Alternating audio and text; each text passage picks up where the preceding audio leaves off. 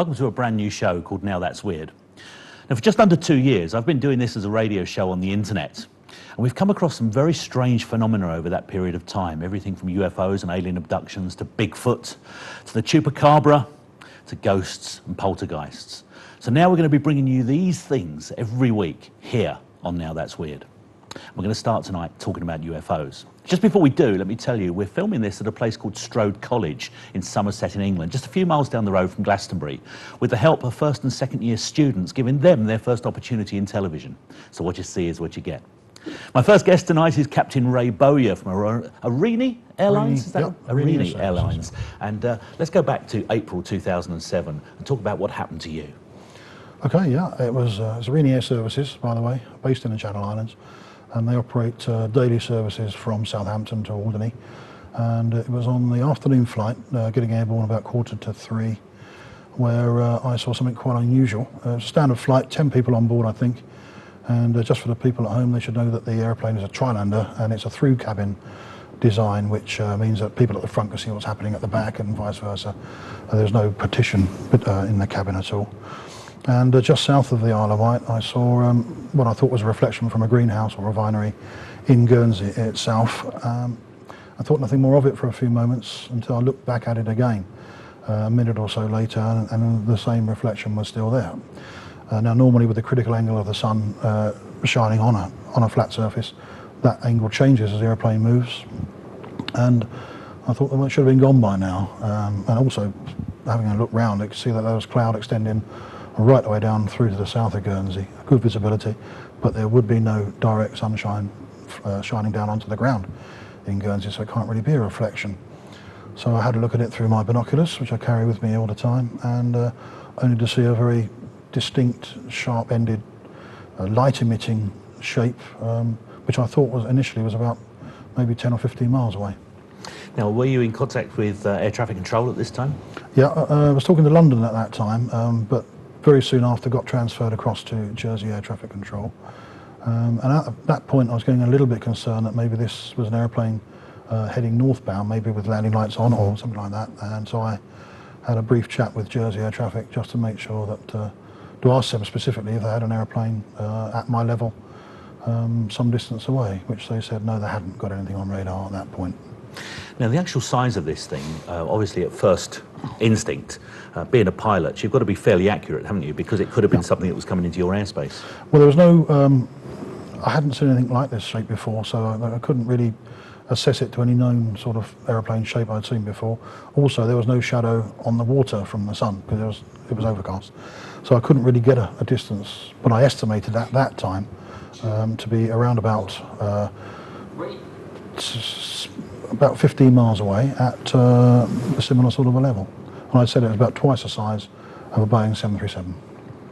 Now, at this point in time, your passengers were also seeing things, I believe, from the windows of the aircraft. Tell us about that. Well, I was looking at this object through my binoculars, and the chap behind sort of leaned over my right shoulder and said, "What is that?" And I said, "Well, I don't really know. Have a look at it yourself." And sort of passed the binoculars across to him, and he had a look at it. And at that time also I realised that a few other people in the cabin could see what I was seeing, and I was passing this information through to Jersey Air Traffic, and I'm getting sort of a little bit agitated because this thing's getting bigger, so therefore in my view it's getting closer, and I'm wanting to know if there's anything in their way. So I'm talking to Air Traffic Control again. They're assuring me that there's nothing there. However, at that point the controller did say that he had a primary contact to the south of me. Now, it would have appeared that that was to the other side of Alderney, which means that quite likely that this sighting was at least, from first viewing, about 55 miles distant. Now, you've obviously worked out in your mind as you've got closer and closer that this thing is actually a lot bigger than you thought. How big would you say it actually was? Well, looking at it through binoculars, of course, gives a false interpretation of the actual distance away, but it got to the point, at an imaginary point on the surface called Ortac, which is 41 miles away from Guernsey, that basically didn't need the binoculars anymore, and this thing was quite visible. At that time I still thought it was north of Alderney, which would mean around about 20 miles away still, having viewed it for about maybe 10 minutes. But it actually turned out to be about 10 miles beyond that towards the southwest. So it was still 30 miles away. And it was at that point, having looked at many cities at night, through flying at night time, a city the sort of size of Derby, something like that, perhaps Milton Keynes, was a similar sort of a size than where I first saw it. So it must have been, in my view, between half a mile and a mile across. I'm pretty sure on that. Now, we've got to say, haven't we, that something that size is not like any military aircraft that's around at the moment. We have nothing of that sort of size or diameter. Don't know, do we? Not sure. You mentioned in your introduction that there's a possibility that there are sort of extraterrestrial vehicles. I'm not sure about that at the moment, although there has been a very detailed inspection by a group at Hallam University in Sheffield, with up to about 200 pages now. They can't seem to find any explanation for this, and they're a sceptical group. You know, I'm happy to have them on board for that very reason. I wanted to find out what this was. So yeah, I'm not sure I've seen anything like it before. Well, I'm definitely sure I haven't seen anything like it previously.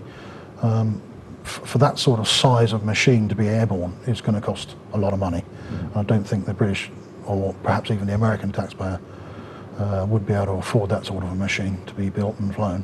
Absolutely. Now, there were other pilots that saw this as well, wasn't there? It wasn't just you. That's right. Yeah, just coming towards Ortac. Like I said, it's 41 miles north of Guernsey Airport.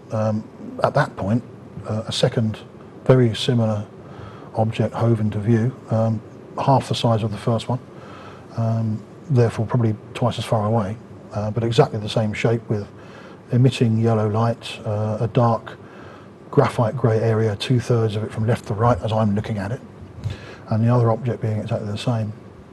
And the call went out from Jersey air traffic to any other aircraft that may be in the vicinity that could see something similar. And in actual fact, there was a Blue Island flight coming in from the Isle of Man, which called it in. I don't think it's exactly the same time as I saw it. It's slightly later, after I'd gone over to Guernsey approach, but he was still talking to Jersey approach, and yeah, he called it in a one object only, in a very similar position to where I last saw it. Okay, well, last weekend I spoke to Nick Pope, who's the former UFO investigator for the British government. This is what Nick had to say about Ray's sighting. Bowyer's Channel Island sighting is clearly one of the most significant UFO incidents to have occurred in recent years.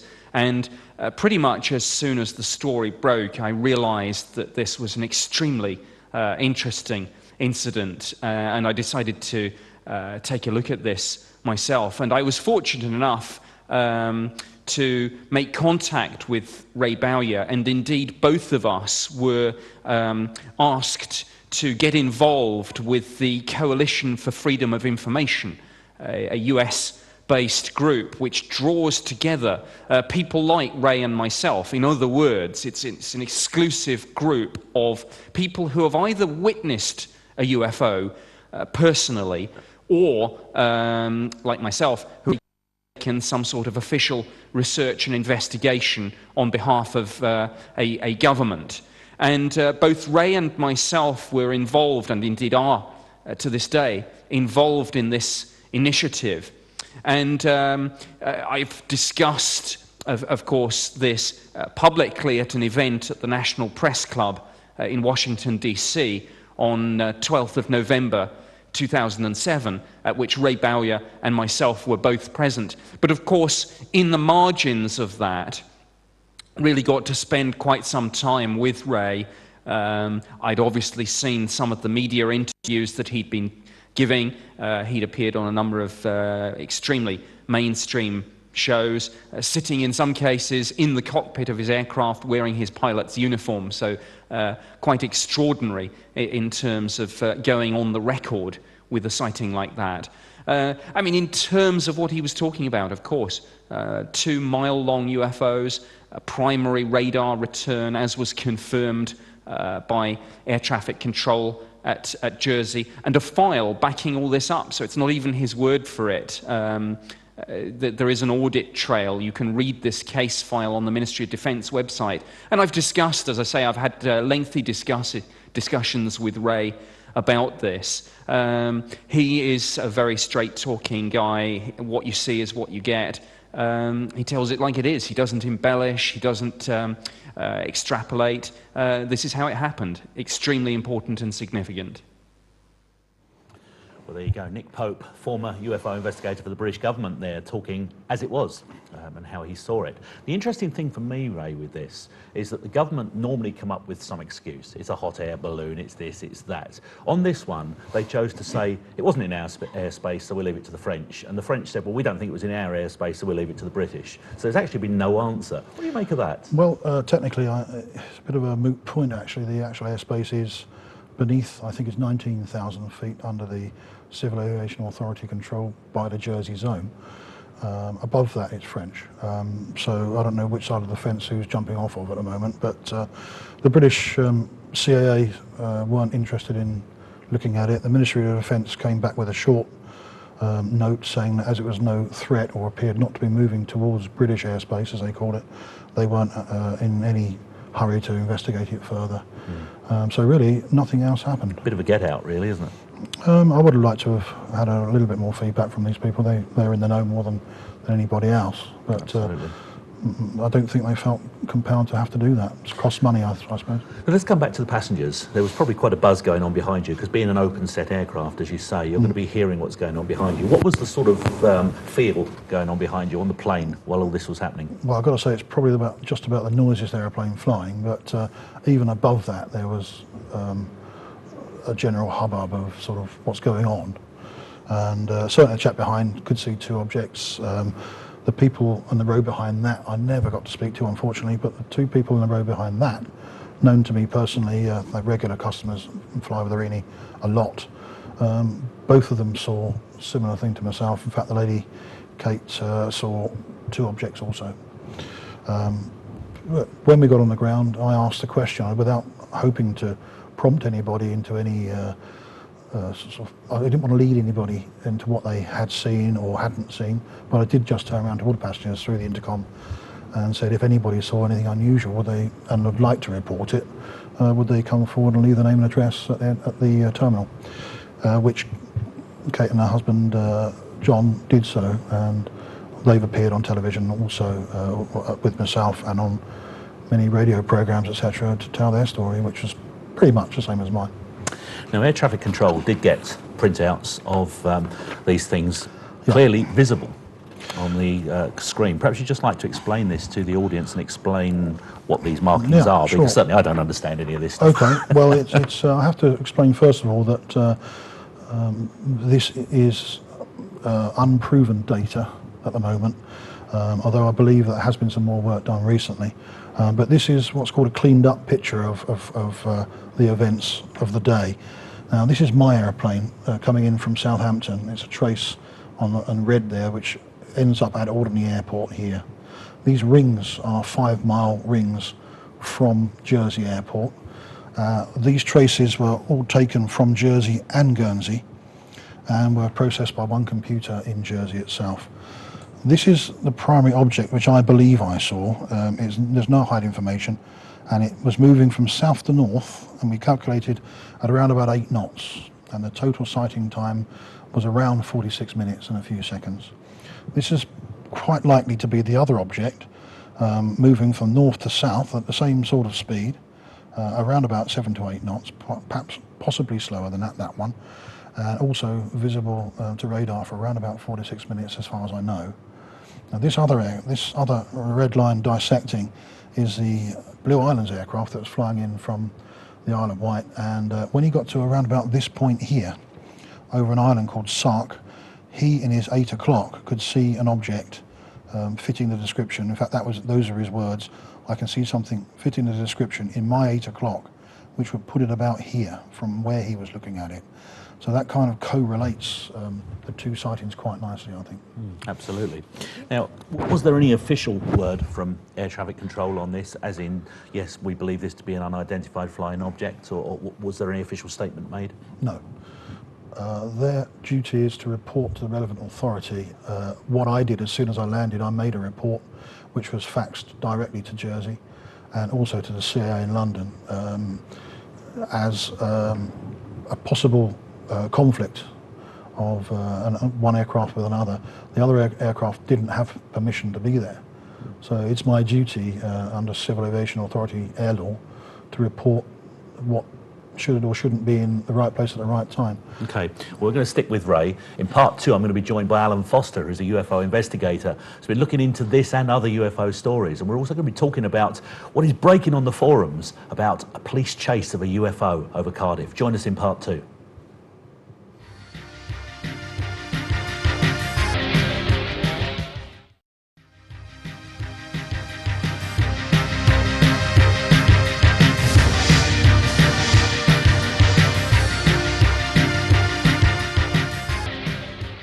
Welcome back to Now That's Weird. And in part 2, as well as Captain Ray Bowyer still with us, may I introduce my next guest. He's a world-renowned UFO investigator and lecturer, Alan Foster. Alan, welcome to the programme. Oh, thank you. Now, first off, let's start with Ray.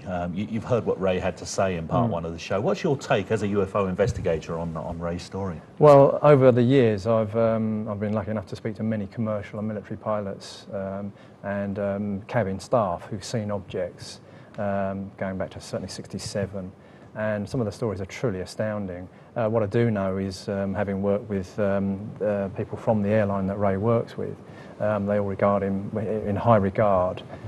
So, you know, the story is an amazing case of a very large object or two large objects. Because you're in the airline business yourself, aren't you? Yeah, I actually work in the airline industry and have done so for about 14 years in various areas, including working with the US military as well. So, you know, some of the stories that we hear, or I've heard, from competent military and commercial pilots are truly astounding. Now, we talk about Class A, Class B, Class C witnesses in UFO investigation. An airline pilot has to be a Class A witness, yes, absolutely. Yeah, I think so. This is the thing with this subject is that, obviously the government want people who, if they speak about this subject, Nick Pope, of course, is an example, want people with good the ability to see these and know what they're looking at, which is why police, of course, are important, as well as military and commercial pilots. They are regularly looking at, weather patterns and other aircraft. They understand direction of flight, lighting, collision lighting and things like that. So, it's good eyewitness testimony from a commercial airline. We're talking to the police. A breaking story at the moment as we're making this show is over Cardiff, where 3 police officers apparently gave chase to a UFO over St Athan in South Wales. Apparently they chose to chase it across the Bristol Channel and into Devon. Now, the story one day was slightly different to the story that the police gave in an official statement the next day, where they said, oh, well, it might have been an aircraft. Alan, that was no aircraft, was it? No, I think not, no. Again, you had 3 pilots from the police in the helicopter. They know what they're looking at, they're out there on a daily basis. So, their initial story of what they'd seen this object, you have to presume they're telling the truth. And then, of course, after that, there is a skewing of that story. Absolutely. Well, the way I heard it on the first day, one of the police officers actually said they only stopped the chase in Devon because they were running low on fuel. Yeah. Well, that's a strange statement to make and then revert back to them. No chase took place the day later. Yeah, I know certainly on sort of mainstream TV it was saying that they didn't give chase, but by the sounds of it, they certainly did. Absolutely. Well, again, we have Nick Pope from last weekend at the Now That's Weird conference talking about this very subject. So let's hear what Nick had to say as the former UFO government investigator. The sighting by 3 crew members of a police helicopter at RAF St Athan in South Wales in the last few days is one of the most significant UFO incidents, certainly anywhere in the world, I think, certainly this year. The basic facts are these. On 8th of June, the police helicopter was coming into land at RAF St Athan, and suddenly the crew sighted a UFO, and it flashed past their position just as they were coming into land. Now, the story here diverges, and there are 2 versions of what happened.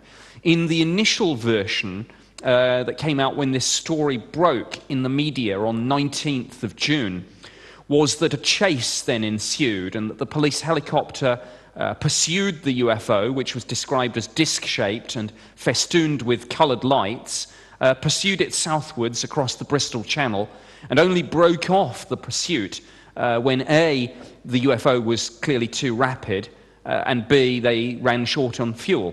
Now, interestingly, within a day, of that, there was a slightly different version, and South Wales Police issued a statement confirming that the sighting had taken place, but denying that a chase had ensued. And that was quite an interesting about turn. The other interesting thing was the shift in language, because the word UFO had been mysteriously replaced by unusual aircraft. So this is one to watch. Well, there you go. He was the UFO investigator for the British government, our own Fox Mulder, I suppose you would say, and that's his version of events. Now, he seemed to think there that the first version was probably more likely than the second, and I think I tend to agree. If you see flying discs that you're chasing across a bay, like the Bristol Channel, you can't suddenly say, well, they may have been aircraft. I wouldn't have thought. Well, the amazing thing is, I mean, I give a lot of talks to sort of community groups and organisations about this subject, and over the years there have been many civilian witnesses to unusual objects in that area, particularly the River Severn, you know, the Bristol Channel. So, you know, going back several decades. So I don't know if this is a specific region, but there seems to be a huge amount of activity of various different shapes of objects as well in this area. Well, later on in the show we're going to be discussing what other people are discussing in the forums around the world at the moment. I'm sure this will be on the agenda. But let's go back with you, Alan, for a moment to how you got involved in UFO research. It was incredible, actually. It was in April 1973, and strangely enough I was returning from my confirmation into the church, and as I was approaching a small village where I lived in Essex, this was at night, it was dark. As we were driving through the countryside, there was a very bright light remaining stationary over the village for a long period of time. Eventually, this object started to zigzag left and right, coming in our general direction. We began to realise it wasn't an ordinary military or commercial aircraft. So we actually stopped the car, turned the engine off, got out of the car, as this object flew by, probably about 200 metres away, making no sound. And I mean, we're all used to military and commercial aircraft, but when something flies by quite close, making no noise, it has a really strange effect on you. Anyway, this object then flew off. We got back into the car and drove down into the village, and all the lights were out. The village was in complete darkness. As we approached the house, suddenly the lights came back on again. We found the power cut had been about 10 minutes, which was concurrent with the time the craft had actually left the village. And of course, as you know, the more you look into ufology, you find that UFOs often do have an effect on electrical fields of things like cars, houses, villages, or even military bases. So it seemed to be a connected phenomenon.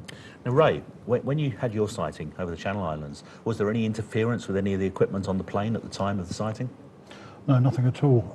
Not in any way or shape or form.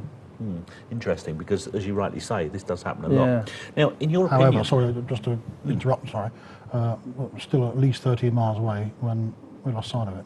Right, so it's a significant distance. Yeah, sure. Yeah, absolutely.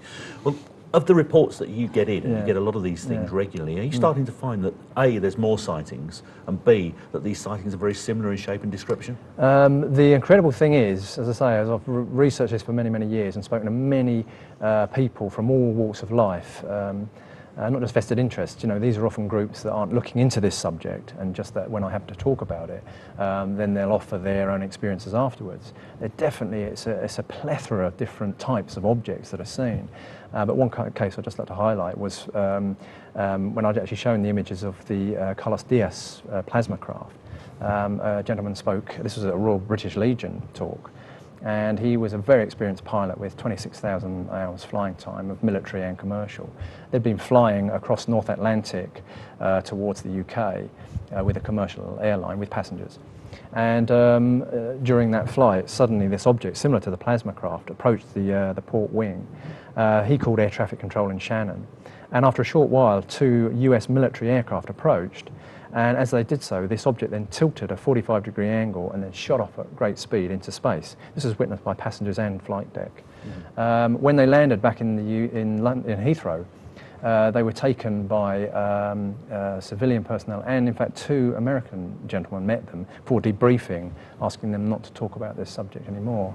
But again, he isn't willing to talk about this subject generally, but he offered it up at that time. Now, your wife Philippa actually paints pictures of organic UFOs. A lot of people have said they've seen UFOs lately that seem to change shape in the sky, almost jellyfish-like in some ways, and also subterranean, where they're going underground and underwater. Now, these type of UFOs, how many reports of these are you getting as an investigator? Not as many, of course, of what you'd call classic metallic or substantial, solid as we understand craft. But there are a few people saying that they see very highly illuminated objects, and they're not sure whether it's a solid object or it's translucent. I've had another report of a lady who actually saw a craft landing. This was a place called Monkton Farley, which is not far from Corsham and Rudlow Manor, which is a military location. This object landed in the field. Her and her husband saw this at night, 3 o'clock, back in 1998. And it was translucent. It was like a see-through egg-shaped object, out of which 4 beings came, and they were seeming to collect samples of grass and things like that. Once they'd done this, walking in a sort of a very quick manner around the object, they then went back into the craft. She could see all of them through this object, as though it was made of glass, in effect. It lifted up to about 10 feet off the ground and then took off at high speed instantaneously. You know, she was amazed when she saw this, of course. You know, we see a lot of these sightings are of translucent vehicles. Yeah, well, this is it. We've got Larry Warren coming up in the next section, and he was at the conference last weekend. Yeah. Larry was saying that the Rendlesham sighting was a translucent vehicle. You could see right through it. Yeah. Now, are we dealing with things that we just yet can't understand scientifically, do you think? Well, that's the thing with that, funny enough, talking about the plasma craft from Carlos Diaz in Mexico. You know, the feeling is that these objects are highly sentient, organic, thinking technology.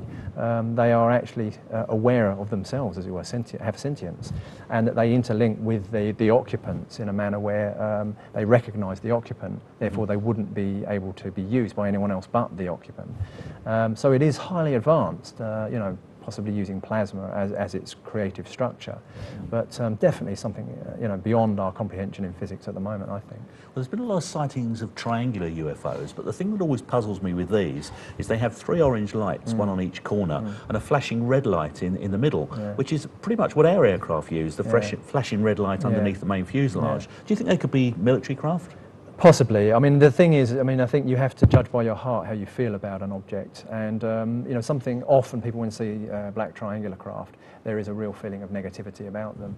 And they do have the appearance of advanced technology. So they may be, it's hard to say. But, you know, clearly there are these other objects that are so advanced from our comprehension that I would not imagine that they are military.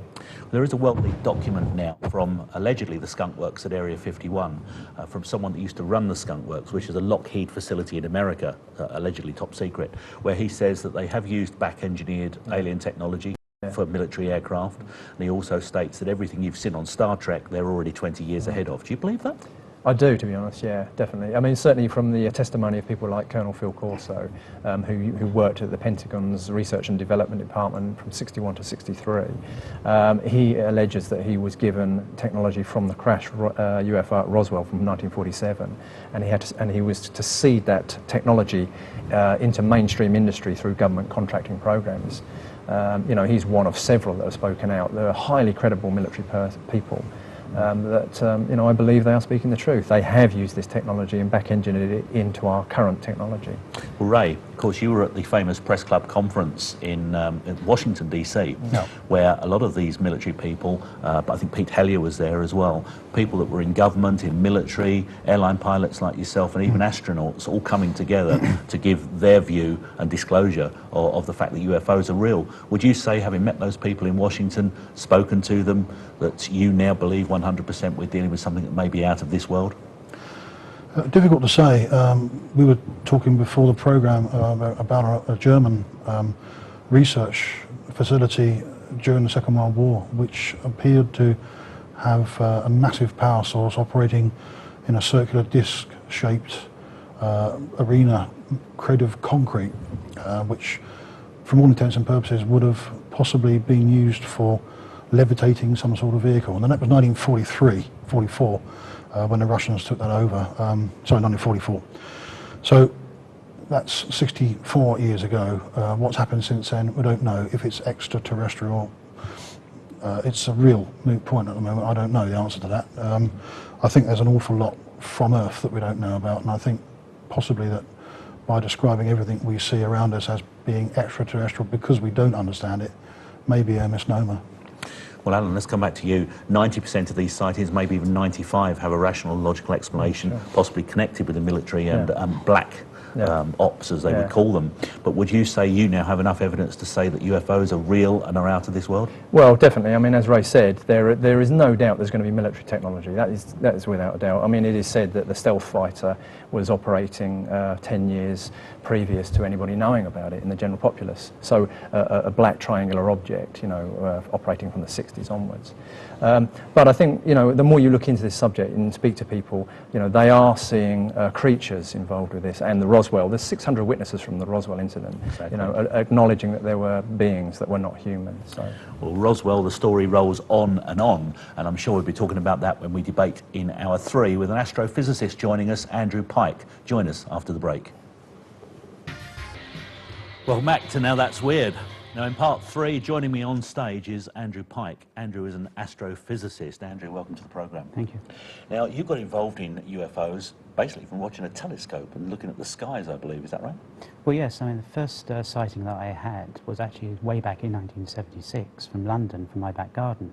That was a glorious sunny summer, and it was plenty of opportunity to look at the sun on this particular occasion. So I'd had my telescope set up looking at the sun, and that's where I first saw my first UFO. From there, I mean, as an astronomer, I was sceptical. I didn't think these things existed, but I'd seen something I didn't understand.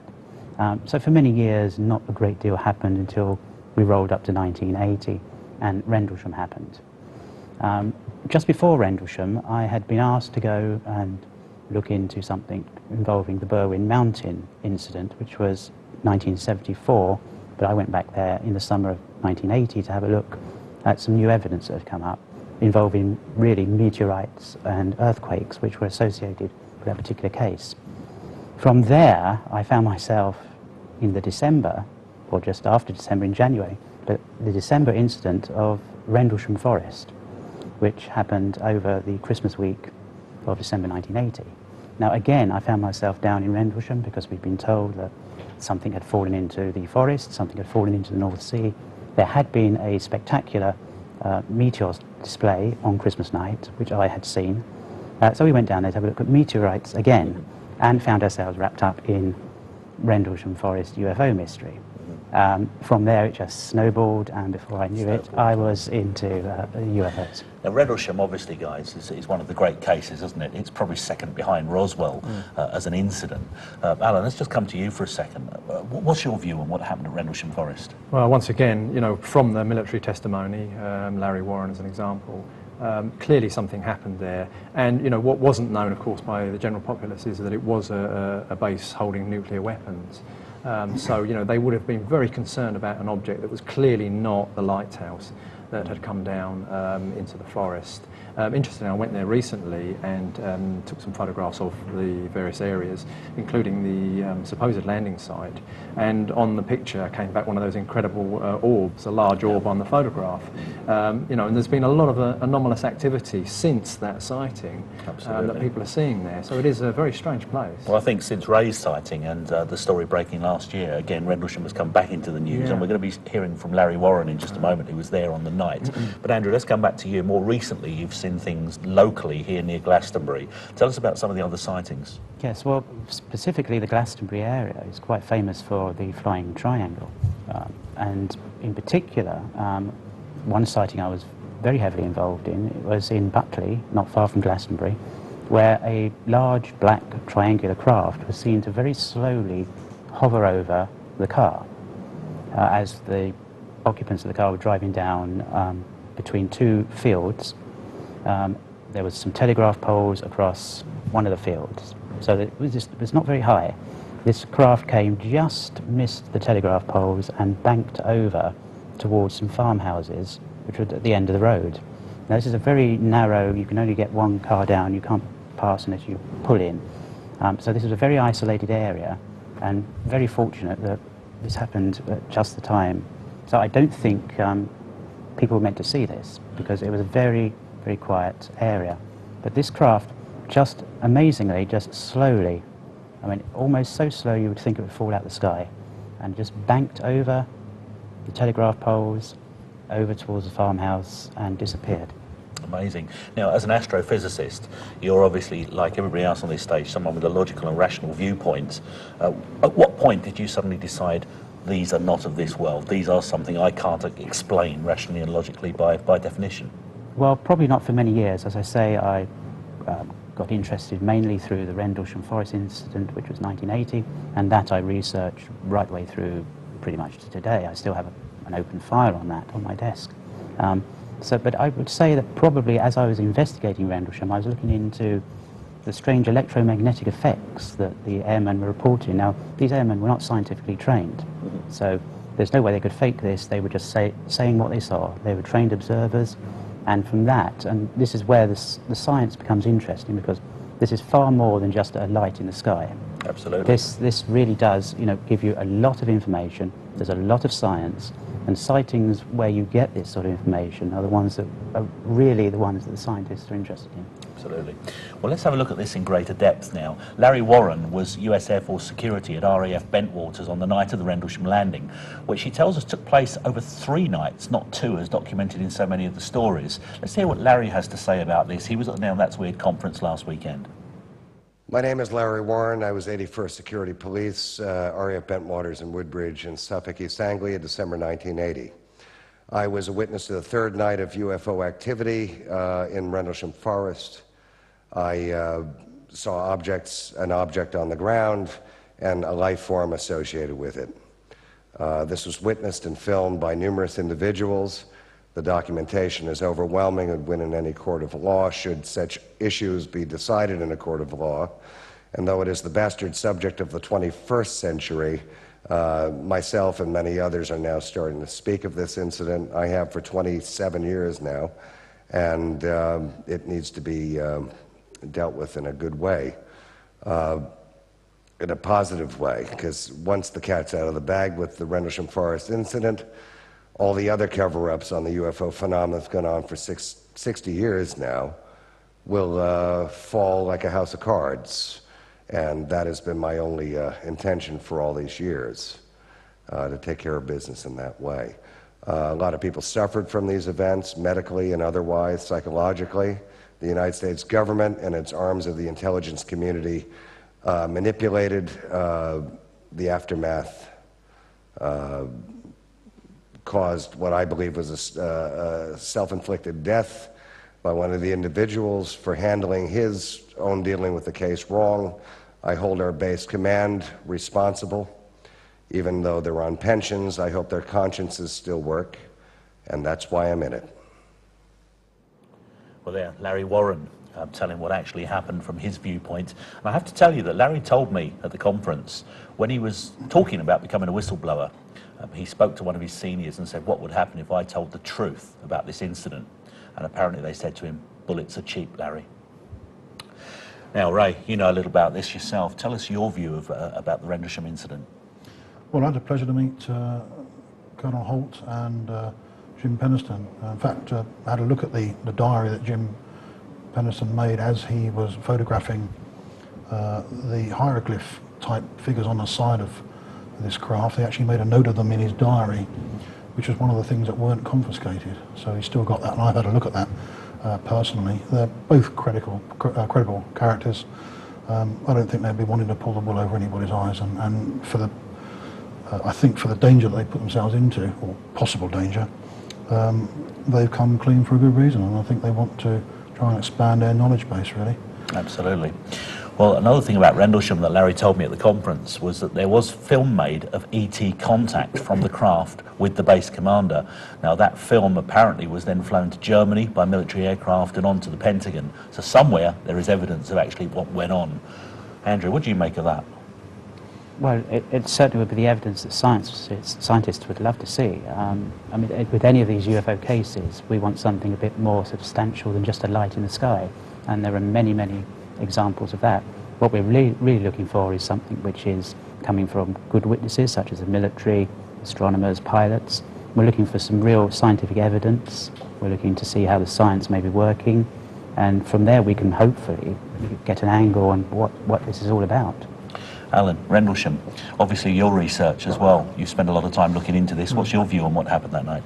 I do believe what happened was an anomalous object, possibly off-world. There are some of the military personnel do acknowledge having seen beings there, so it wasn't just literally a vehicle.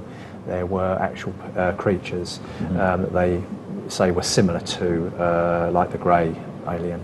Certainly that film footage was being filmed when they were appearing, so you know, again, possibly on this film you would have that as well. So there is evidence for it, something unusual. Okay, well, one thing we're going to do each week on Now That's Weird is we're going to have a look at what they're talking about in the forums. And one of my favourites is abovetopsecret.com, which has a plethora of different subjects, from world mysteries and conspiracies through to UFOs and the paranormal.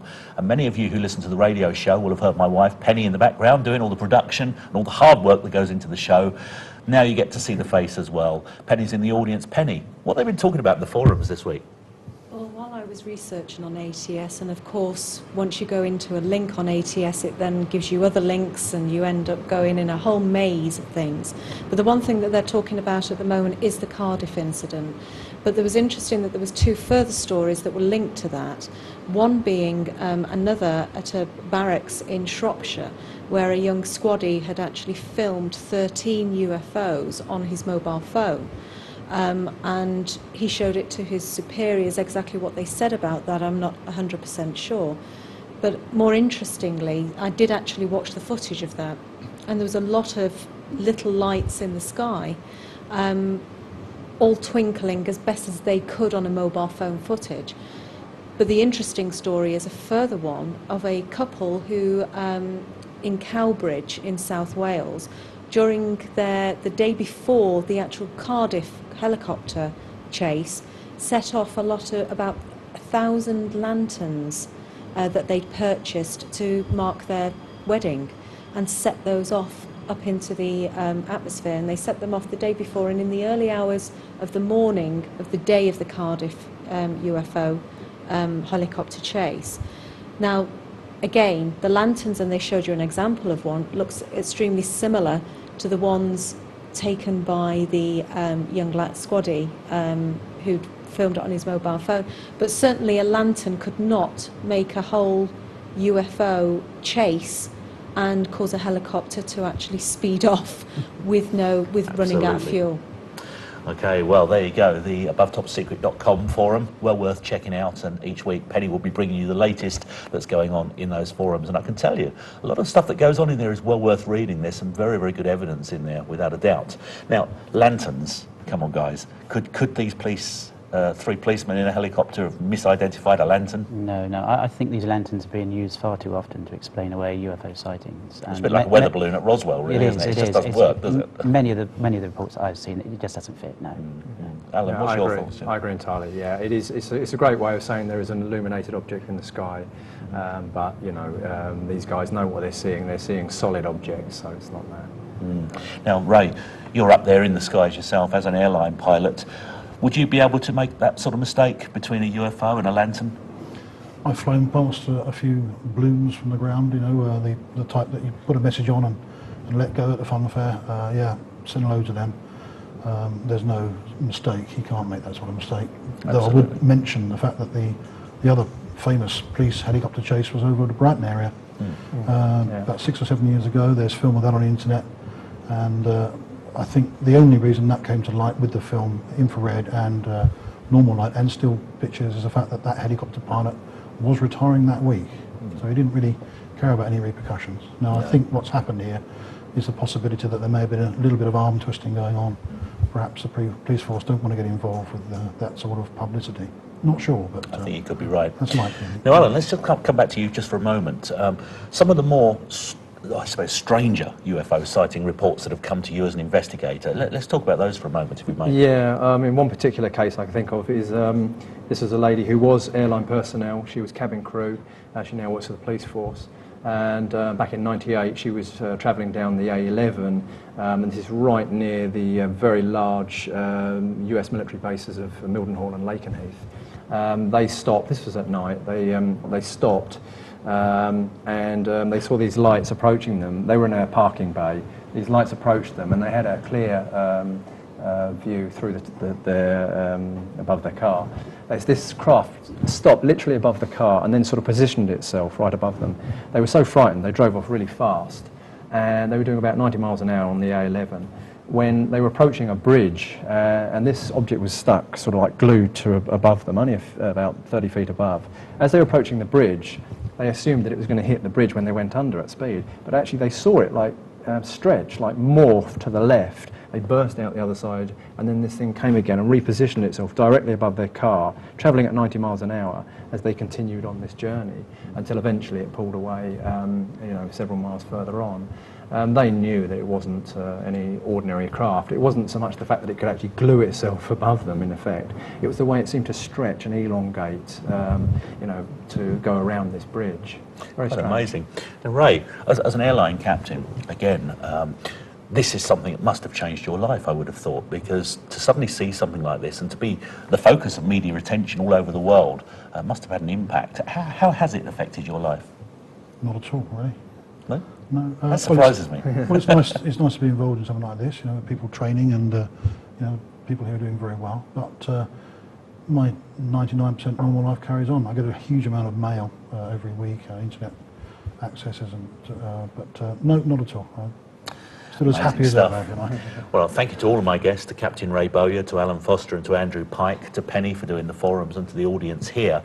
It's brought us to the end of the very first Now That's Weird. Next week we're going to be talking about 2012. The forums are telling us the world's going to end. Nostradamus predicted something happening around that time. No matter where you go in the world, whether it's Mayan, Tibetan, everybody seems to be intrigued by 2012. Next week we'll try to get to the bottom of it. Join me again. My name's Ross, and I'll be bringing you more weird stuff. Good evening. Welcome to tonight's On the Edge with me, Theo Chalmers. Tonight's show is once again 2 hours long and live. So if you have any questions for our guests during the show, text them to 87778 with the word EDGE, a space, and then your name, location, and your message, and we'll try to pick up on any that really hit the mark.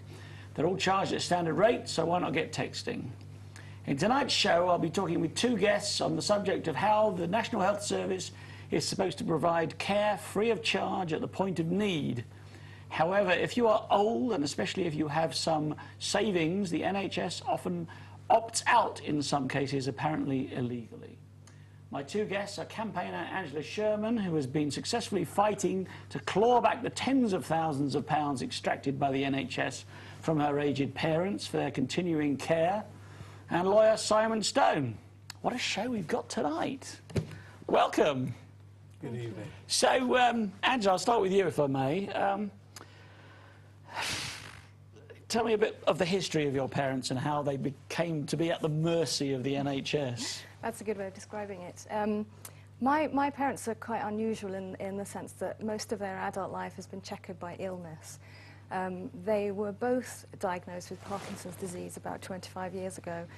That's a really unusual thing for a husband and wife to both have Parkinson's and to be diagnosed so early in their mid-50s. Right. So obviously that's been something that's progressed over the years. My mother has had 3 strokes. She has dementia. She is a frail elderly lady.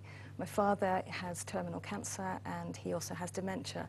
So it's a really, really difficult situation. I can see that it is, but if they have had Parkinson's for 25 years, presumably have they been in care all this time? Or? No, they've been in care for the last 4 years.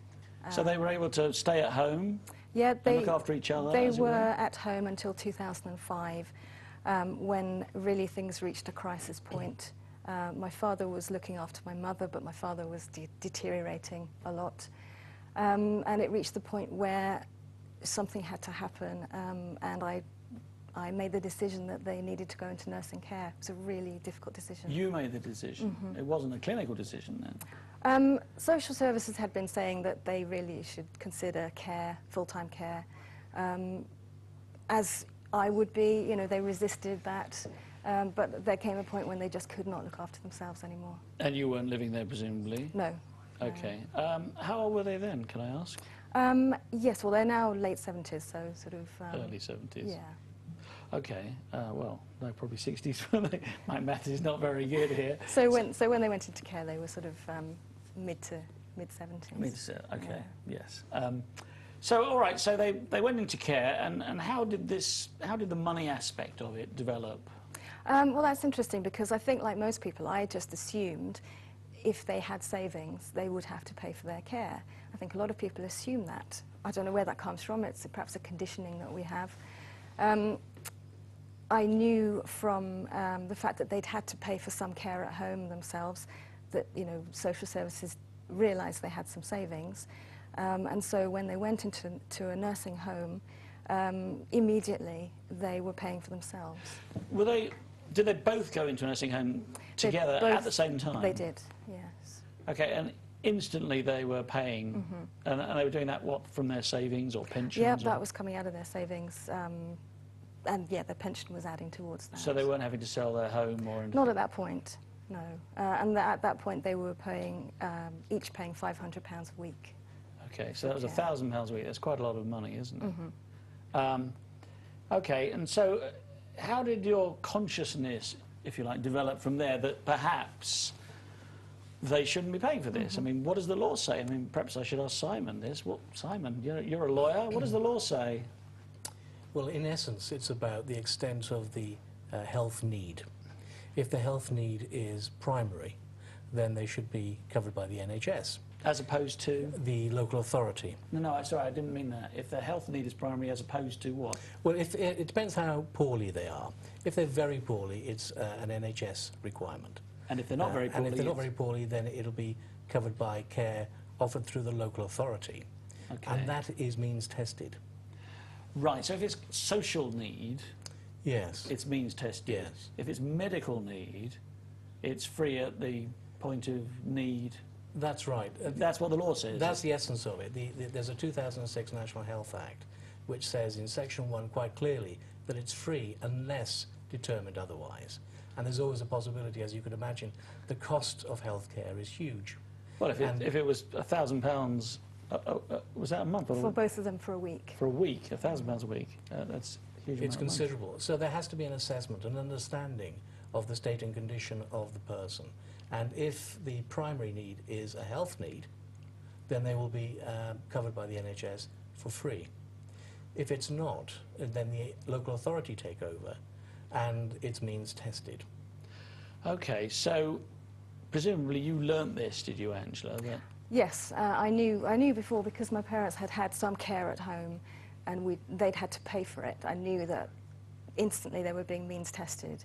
And when you go into a care home, you're supposed to be assessed for nursing care, but that doesn't necessarily happen in the way it should. And well, let's talk about your specific cases then, your parents. Did it happen? My mother was assessed for nursing care 3 months after she went in. That's normal. So whatever happens, you're going to be paying for the first 3 months? Yes. There's a kind of like a hidden tax, if you like. Well, you could call it that, yes. Okay. So and at the point that she was assessed, they decided that she wasn't eligible for any NHS nursing care. So they were saying her need was social, not medical, even though she'd had Parkinson's for 25 years, and she had dementia, and what else did she have? She's had 3 strokes, so she's a very unwell lady. Was she paralysed from these strokes in any way? Or? She was very much disabled by the strokes, and her cognitive function was affected a lot by it. But she had no need whatever for medical care, despite these... That's right. And this is what the home decided? The home doesn't decide it. The NHS goes in and assesses, and then shifts the burden onto social services. Which is the local council. Which means that you're means tested, so you end up paying. So the assessments themselves are an interesting experience. When my mum was assessed, I didn't actually know anything about it, because when you go into a care home, if you're the adult child, you've never been through that process before. You don't know what to do. If your parents have any kind of savings, doors slam in your face.